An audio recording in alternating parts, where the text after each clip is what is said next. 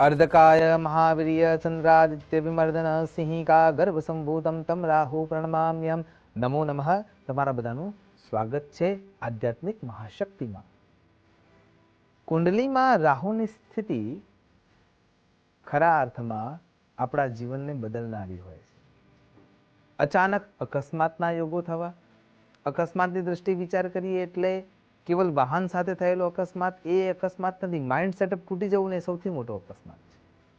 એટલે કે અચાનક આવતું ધનહાનિ, અચાનક પારિવારિક ક્લેશ, કોઈ મોટી બીમારીનું જ્ઞાન થવું, અચાનક પરિવારના સદસ્યોમાંથી કોઈ એક વિદાય થઈ જવું, કોર્ટ કચેરીના કેસ થઈ જવા, કોઈ જગ્યાએ પૈસા વધારે સમય માટે ફસાઈ જવા, અથવા આપેલા પૈસા સુયોગ્ય પાત્ર હોવા છતાંય પાછા ન આપવા, આ બધા કારણો પાછળ કોઈ પણ કારણભૂત તત્વ છે જે ગ્રહ રૂપે જોવા મળે છે। તેમાં એક નામ આવે છે રાહુ મહારાજ। રાહુ દાનવ મંત્રી છે, દાનવોના મંત્રી છે અને પ્રકૃતિ દાનવની છે। અને એટલા માટે એ જે કોઈ પણ ગ્રહ સાથે જોડાય છે ત્યાં ક્યાંક ને ક્યાંક ખરાબી જોવા મળે છે। પ્રકૃતિ પ્રાણાંતે જાય, પણ આ તો અમરતત્વતા લઈને બેઠા છે અને અમરતત્વતા લઈને બેઠા હોવા છતાં એમની પ્રકૃતિ જવાની નથી। એટલે હા, સાહસની વૃત્તિ આપણને એમના તરફથી મળે છે એ સારી વાત છે, પણ ગાંડું સાહસ આપણને ડૂબાડી શકે છે। સુયોગ્ય વિચાર સાથે, એટલે કે અન્ય કોઈ ગ્રહ એમની સાથે જોડાયેલા છે અને એ ગ્રહોના પ્રેરણા થકી યોગ્ય સાહસ આપણે જે કરી શકીએ છીએ, એમાં પણ રાહુ મહારાજનું પોઝિટિવ ભાગ છે જ। એવું નથી કે બધું જ ખરાબ મળે, ના, રાહુ મહારાજ સાહસ અને પરાક્રમ આપનારા છે, એટલે એમાં પણ કોઈ શંકા નથી, પણ એ પરાક્રમ પર ધર્મનો અંકુશ હોવો જરૂરી છે।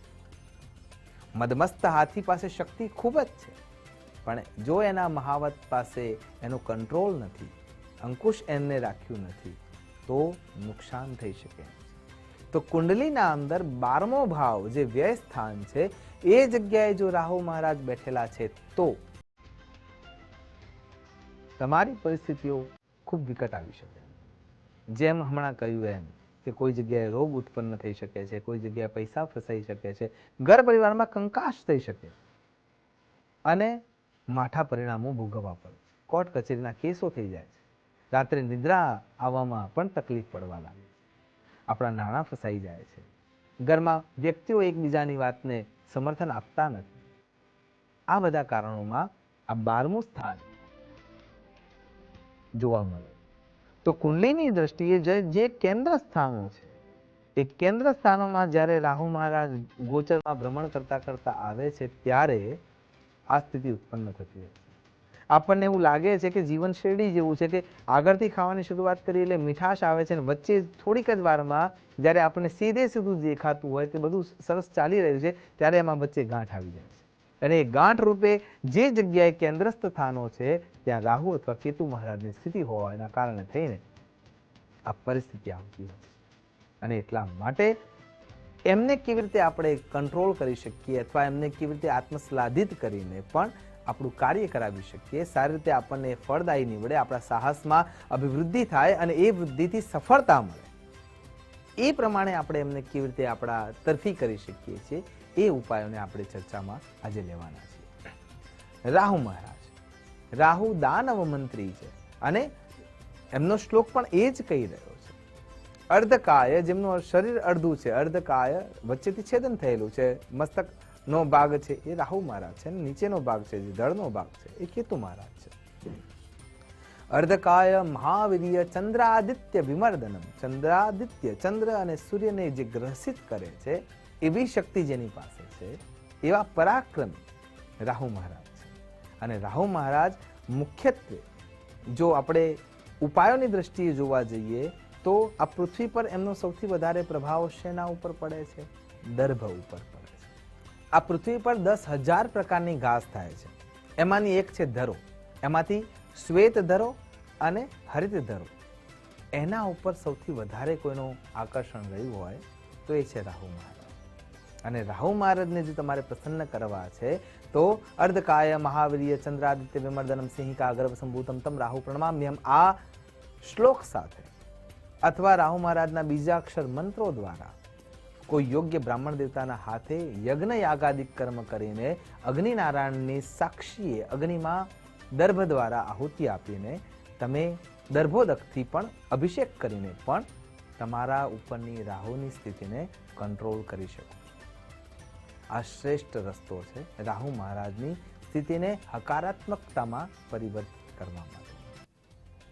જે વ્યક્તિને જે વસ્તુ પસંદ છે, માનો કે કોઈને આત્મશ્લાઘા વધારે પસંદ છે, તો એના ખોટા વખાણોની જગ્યાએ એને સત્યતા બતાવવા માટેના શબ્દો જો અલગ હશે તો એ તમને માથે લઈને ફરશે.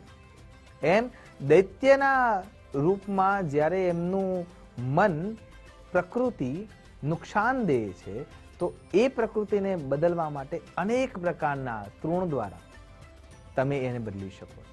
અને એટલા માટે યજ્ઞના અંદર રાહુ મહારાજની જે આહુતિ છે એ દર્ભની છે. ખુલ્લા પગે ઘાસમાં ચાલવાથી આંખો સારી થાય છે. એની સાથે સાથે જમીન માર્ગના તત્વોને, જમીન તત્વને આપણે આપણા શરીરમાં આત્મસલાધિત કરી શકીએ છીએ, આત્મા ઉન્મલનમાં લાવી શકીએ છીએ. ત્યારે રાહુ મહારાજની કૃપા આપણને મળતી હોય છે. એટલે વૃક્ષો વાવવાથી પણ રાહુ મહારાજ આપણા ઉપર કૃપા કરી શકે છે. પણ એમાં વૃક્ષોના પ્રકાર અલગ અલગ છે. ભગવાન સાંબ સદા શિવની કૃપા સાથે જો રાહુ મહારાજને જોડવામાં આવે તો ઉમરાનું વૃક્ષ છે, બિલીનું વૃક્ષ છે, પારસ પીપળીનું વૃક્ષ છે. પણ વાવીને છોડી દેવાનું નથી અને મોટું કરવું પડે તો રાહુ મહારાજની કૃપા તમારા ઉપર વ્યાપ્ત થઈ શકે છે. અને ખાસ કરીને જો શિવાલયના નજીક અથવા શિવાલયની આસપાસ કોઈ જગ્યા હોય ત્યાં આ 3 પ્રકારના વૃક્ષો વાવી અને જતન કરવામાં આવે તો રાહુ મહારાજ હકારાત્મક વલણ સાથે તમને મદદ કરી શકે એમ છે.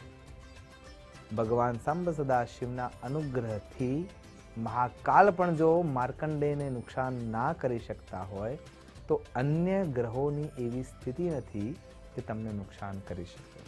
અને એટલા માટે રાહુ મહારાજને પ્રસન્ન કરવાના હેતુથી રાહુ સ્તોત્ર પણ છે, એના નિત્ય પાઠ કરવા જોઈએ અને ભગવાન સાંબ સદાશિવનું સાનિધ્ય લેવું જોઈએ. દર્ભના પાણીથી ભગવાન સાંબ સદાશિવ પર અભિષેક કરવો જોઈએ અને ત્યાં રાહુ મહારાજની પ્રાર્થના કરવી જોઈએ કે ભગવાન સાંબ સદાશિવના હું શરણમાં છું અને રાહુ મહારાજ મારા માટે પોઝિટિવ થઈ રહ્યા છે. આ અભ્યર્થના જ્યારે ભગવાન સાંબ સદાશિવના શ્રી ચરણોમાં અભિષેક રૂપે તમે કરો છો ત્યારે તમારા ઉપર એનો દોષ ખૂબ ઓછો થઈ જાય છે. રાહુ મહારાજ સાથે જો સૂર્યનારાયણ બેઠેલા છે તો ગ્રહણ નામનો યોગ થાય છે, ગ્રહણ દોષ ઊભું થાય છે. તો જો ગ્રહણ યોગ થાય છે તો પણ તમારા જીવનમાં સફળતાના કોળિયાને તમે મેળવવા જઈ રહ્યા છો અને ત્યાંથી તમને નુકસાન મળે છે. એના માટે પણ તમારા માનસ તત્વને સુદૃઢ બનાવવું પડે અને એટલા માટે તપસ્યામાં ભગવાન સાંબ સદાશિવનો આશરો લેવો જોઈએ. આ પ્રમાણે બતાવેલા ઉપાયો સાથે રાહુ સ્તોત્ર દ્વારા તમે રાહુ મહારાજને પ્રસન્ન કરી શકો એ અભ્યર્થના સાથે નમસ્કાર. અસ્તુ સદા શિવોહમ. નમો નમઃ.